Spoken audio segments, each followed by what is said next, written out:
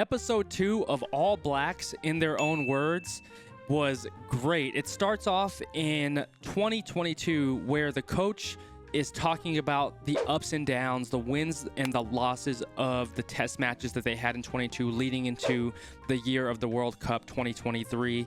And I really love how he talks about learning from your failures to propel you and not allowing them to be your jailer. So using that adversity as lessons to continue to learn from and move forward with, instead of letting those past failures become that anchor or that ball and chain that holds you back. And I really love the mindset and changing that philosophy and using that failure as an example of learning and growing from it instead of holding you down. That was cool how they started it off. Question I have before I get into the notes in this episode.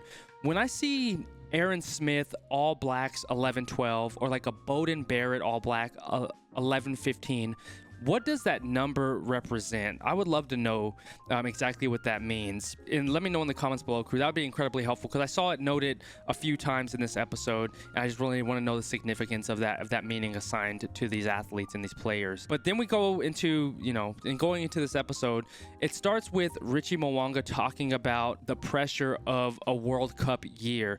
He talks about the pressure and the expectations that are placed upon you, how it's different than any other moment in your time of rugby, where you can feel that weight on your shoulders, or he can feel the weight on his shoulders, and understand that there is so much significance and impact to what they're about to undergo and representing their team, representing the country. And I really love how he gives us insight to those moments. It's one of those things where we all may have played sports, we may or may not have played sports, but very few players can play a sport and then make it at the professional level. To make it at the professional level of any sport is, you are the 1% of the 1%, right?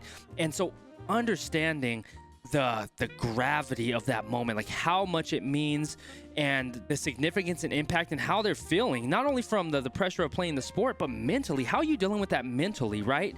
That's where I've really learned a lot about sports psychology. We see the skill acquisition, what it takes to get prepped for a game, whether it's, putting our body under stress, whether it be exhausting training, sprint cycles, weight training, putting food in our body. But a huge aspect of athletics comes down to our mental makeup, right? That's where that sports psychology comes in. How are you able to deal with adversity in those moments? Train your mind to become resilient, to galvanize that mentality to where you will not break. I find that completely fascinating, and I love the insight that these documentaries are giving me. That's why I really love documentaries, especially sports documentaries, because, and I say it a lot, it peels back the layers that humanizes these athletes. It takes the focus off of them being on the field and being judged for what they are doing and what they're not doing in a game. And it really takes us into the psyche of what they're thinking in that moment, leading up to the match, during the match, and after the match, and how they continue to grow and develop, or what holds them back in certain moments. Did it create limitations in their mind, or how did they, as the coach said, learn from that failure and propel them towards success? And that's why I have to give so much love to documentaries like this with New Zealand.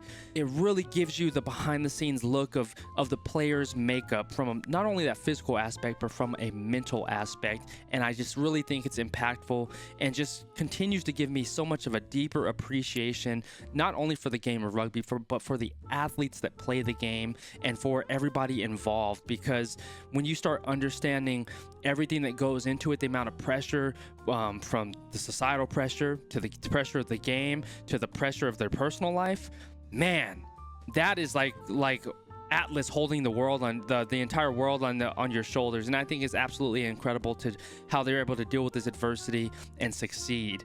Then we go into, they're talking about the 5 test matches that they have before the World Cup in France, a grueling test match schedule. The coach Ian Foster, I had to look, the coach Ian Foster talks about the announcement pre-World Cup, right? The announcement pre-World Cup where they say Scott Robinson will be the head coach of New Zealand after the World Cup is finished. And he talks about how he felt that that moment was unnecessary, how he felt that it added unnecessary tension, complexity, and I guess adversity to the team, right? Because he's the head coach leading into this thing, and for New Zealand as an organization to make that announcement, it's one of those maybe like ill-advised plays. I understand it's a business. There's a business aspect of it where you want to make sure that you're announcing the next projection for the future.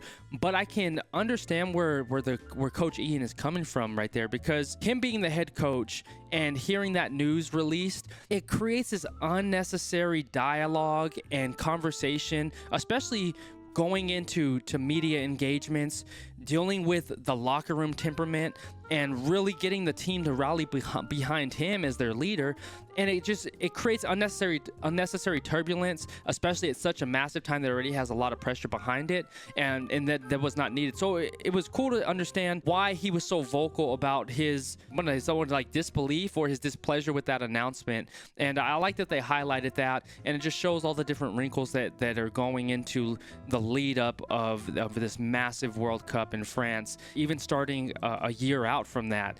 And the story of this documentary I really liked was Toby Williams, and him talking about his background, being raised as a Maori boy who lived in Western Australia with his family, but he always wanted to represent the New Zealand All Blacks. And for him coming from a small town, Qrew, and talking about what it meant for him, and going into the matches where he's going into the match between Argentina, South Africa, Australia, and he's sort of in awe. Like, he has that kid in the candy shop mentality. Like, man, I'm happy to be getting my cap, wearing the New Zealand uniform or the New Zealand jersey, and the coach sort of level sets him and brings him down to earth and say, hey, this isn't for you to be so, it's great to be excited. It's not for you to just be happy just to be here. You're here to put on for yourself and put on for the nation. These matches are for you to gain the experience.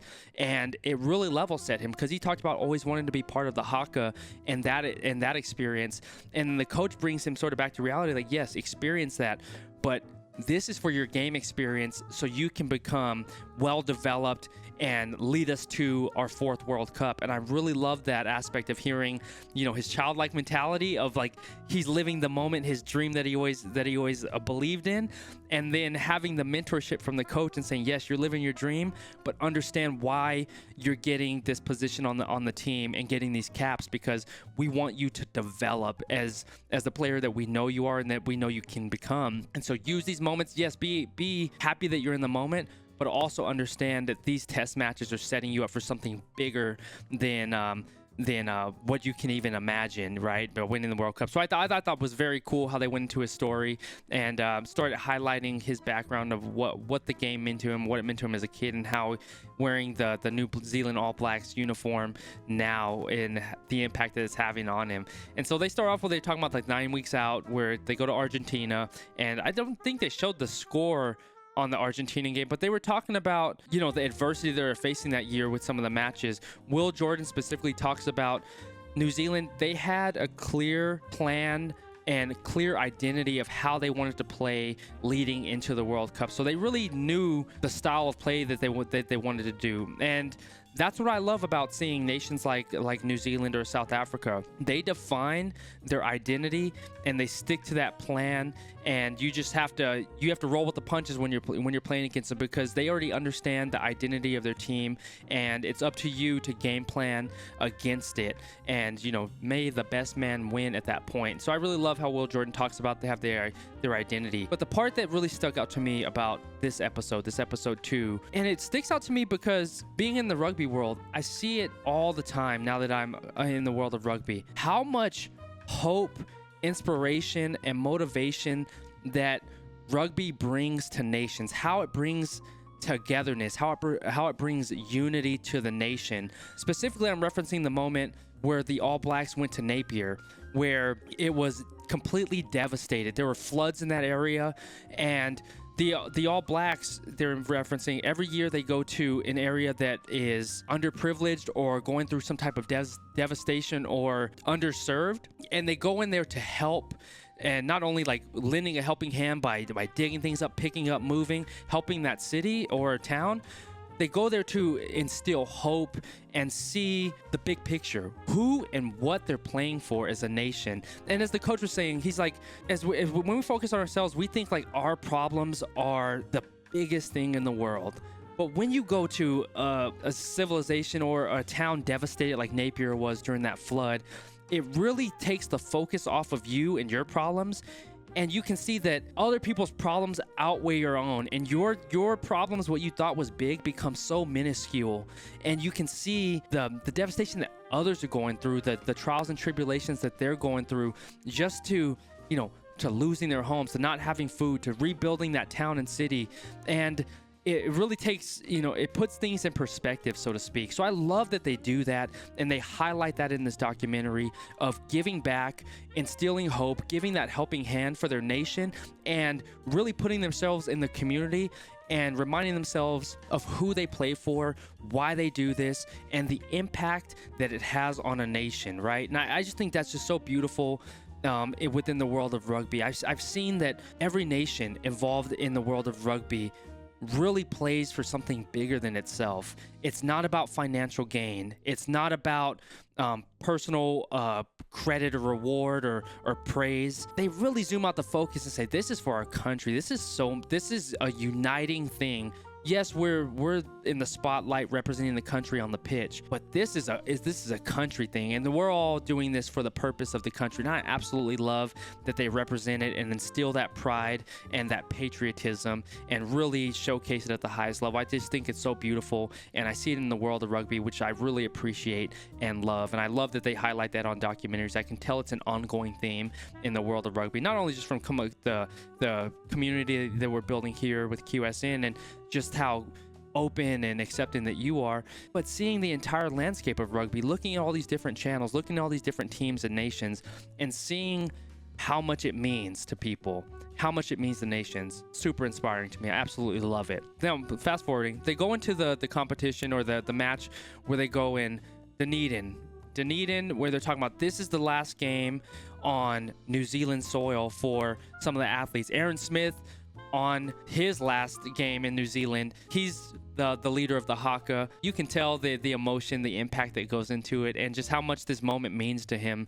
And I just think it's really cool and really understanding, the gravity of these moments, right? Because Aaron Smith, facing the adversity he did with the World Cup, his dad passing, being on his last game in Dunedin on New Zealand soil, you can see how much it means to him. They're crying during the anthem. They're crying during the haka, sitting on the sideline with their arm in arm with their brothers. Beautiful moments, man. Beautiful moments. Those are things that you will always remember. Those are those moments that are so impactful and beautiful to watch, because you're watching like history in the making, seeing a legend play their last game and understanding like the impact that this person had on their country and the people that are watching them, the inspiration for the up and coming kids that are going to play the game. It's beautiful to watch. It's so great to see how they have all that. I like how they talk about the adversities in the test matches they had, and the one that stuck out is this game in Dunedin against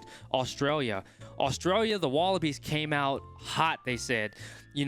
It's a side that I think that hasn't been doing well as I study the game of rugby more.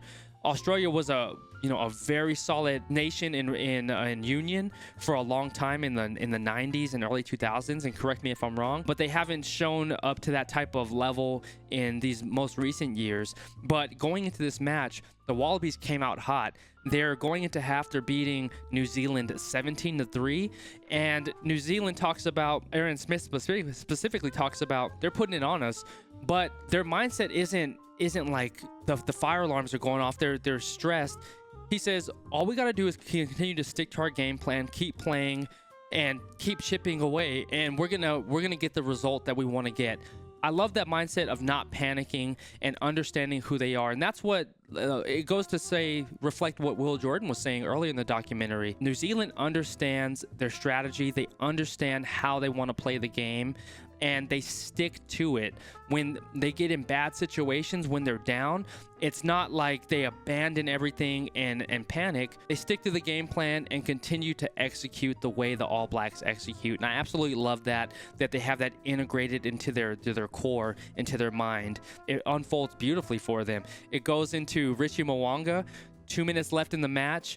He has the chance to win the game. He talks about, like, these are the moments you dream of, where it's tied 20-20.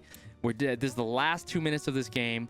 I have a chance to kick this penalty kick and win it for us. And he absolutely drills it.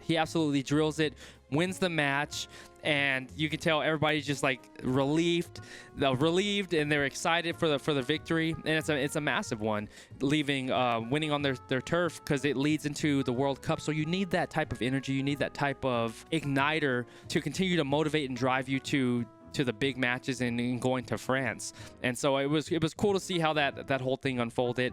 And they highlighted a little bit, but they played South Africa in South Africa as their last test match, and it was a completely lopsided victory for South Africa. They completely put it on them. That's when they talk about where it's the South Africa mentality, if I'm going back to Chasing the Sun, where they said, we just want to physically dominate New Zealand. We want to just put it on them, have basically our bomb squad, just tear them up and just beat them up, man. Take them to the trenches, take them to under the trenches, and take them to that dark place and just overpower them. And just hearing the mindset of New Zealand, they did just that. South Africa enforced their will upon New Zealand at that moment and beat them up. And it was just like interesting to see how the All Blacks took ownership in that moment and said, yeah, they put it on us, but it's one of those things that we know that we're in a good place going into the World Cup, and we're gonna, there may be times that we fall and falter, but this isn't gonna define us in who we are. We know who we are as a nation. We know who we are as a team. We know our game plan, and we're gonna execute against it. And so they went into France confident and ready to win that World Cup. And then it just ends the episode, and they're just giving us that lead up to episode 3, which I'm excited to watch, Qrew. And I'm just really loving these documentaries. I love the insight. I love the transparency.